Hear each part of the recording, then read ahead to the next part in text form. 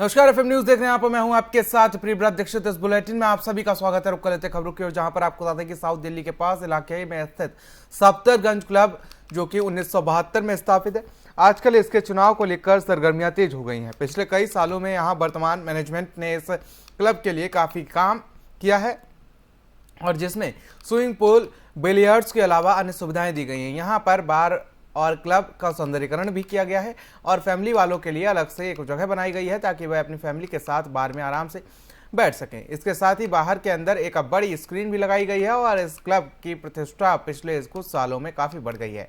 वर्तमान मैनेजमेंट ने यहाँ पर हर स्तर पर बहुत अच्छा काम किया है, और वर्तमान मैनेजमेंट के महामंत्री अजय अविनाशी ने बताया कि हमने उस क्लब को उसकी पहचान दी है, और हमारी टीम की हमारी टीम की मेहनत से आज यह दिल्ली के प्रतिष्ठित क्लबों में गिना जाता है, और यहाँ पर जब से लेकर वकील, व्यापारी तक इसके मेंबर हैं। और आपको बता दें कि 18 सितंबर को इस क्लब के चुनाव होने हैं, और इस क्लब को लेकर कुछ लोगों द्वारा भ्रम फैलाया जा रहा है कि अपने ही सदस्यों से अनुरोध करते हैं कि भ्रम में ना फंसे और हमारे काम को देखा जाए।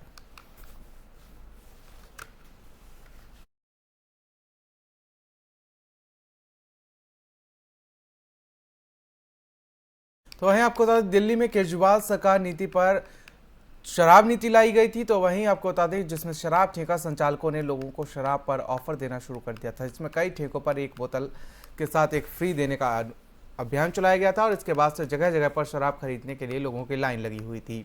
तो वहीं शराब का ऑफर जानकर यूपी के लोगों ने भी दिल्ली में शराब खरीदनी शुरू कर दी, लेकिन नोएडा में आबकारी विभाग द्वारा इन लोगों के खिलाफ विशेष अभियान चलाया गया।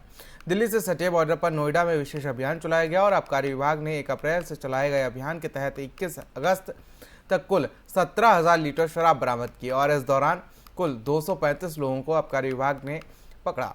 यह शराब आबकारी विभाग ने 96 गाड़ियों से बरामद की है, और कुल 96 गाड़ियों को आबकारी विभाग ने पकड़ा है।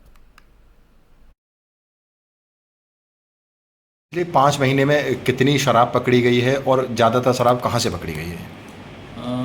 विगत 1 अप्रैल से लेके 31 अगस्त तक दिल्ली राज्य में जो पॉलिसी थी, उनके द्वारा जो है 1 पे 1 बॉटल फ्री और 1 पे 2 बॉटल फ्री दी जा रही थी।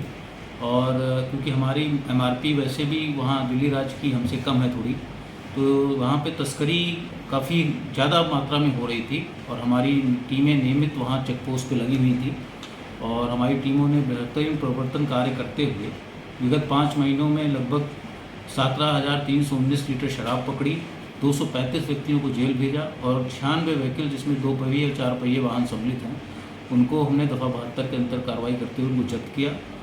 और इसमें अधिकतर शराब दिल्ली की, और जो हरियाणा राज्य से जो तस्करी, जहाँ दामों में कमी है हमारे राज्य से, वो उसमें दिल्ली और हरियाणा राज्य की ही शराब ज़्यादातर सम्मिलित है। इसकी कीमत क्या माने कितनी करीब होगी? कीमत करीब 30 से 35 लाख के अराउंड है जो शराब हमने पकड़ी है।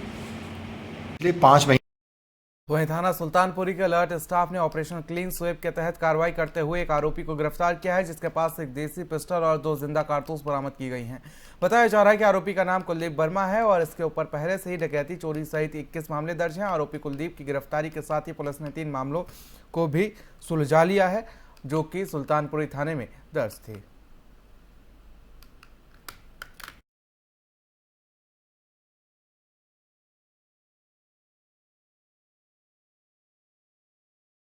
तो वहीं नॉर्थ वेस्ट दिल्ली के पीतमपुरा के कोहाट एनक्लेव स्थित श्री राम मंदिर के 52 वर्षीय पुजारी पर मंदिर में सप्ताह में 2 दिन आने वाले माली ने नारियल काटने वाले दराज से हमला कर दिया। पुजारी के सिर, हाथ और मुंह पर 4 जगह दरात लगी है, और जिससे पुजारी घायल हो गया।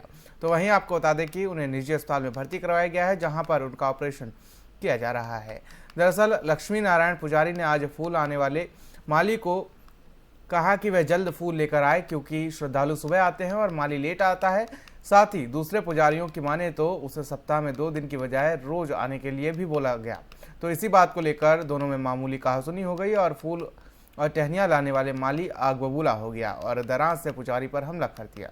नेताजी सुभाष पैलेस थाना पुलिस ने मुकदमा दर्ज कर लिया है, और आरोपी फरार है, जिसकी तलाश की जा रही है।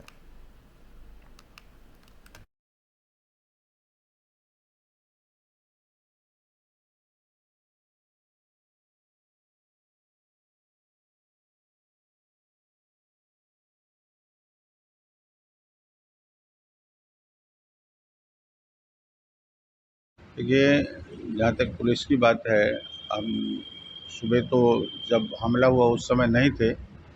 संयोग से आज पितृपक्ष का प्रारंभ था, तो हम श्राद्ध कर्म की वजह से गढ़गंगा चले गए। तो वहाँ पे पता लगा, हमें फ़ोन गया।